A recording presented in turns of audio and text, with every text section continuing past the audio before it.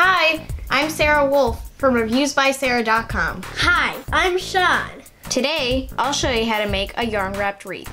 We stopped at our local discount place for the supplies. First, you'll need a 14-inch rounded foam wreath, and you'll need about 200 yards of string, yarn, or twine. First, glue your yarn with the hot glue gun on the back of the wreath and let it sit for about 30 seconds to hold it in place.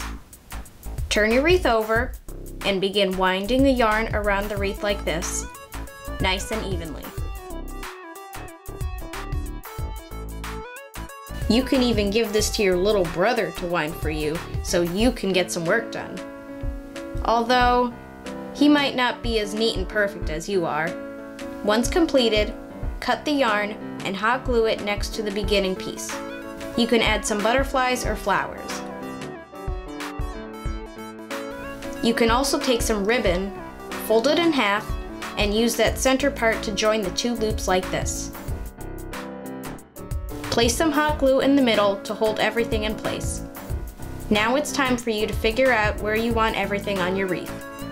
You can make it like I did in the original photo, or spread out the flowers and butterflies around the wreath like this. Just hot glue the part to the wreath. And that's it.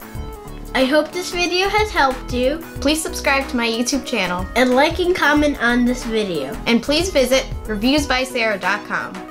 I think I messed this up somehow.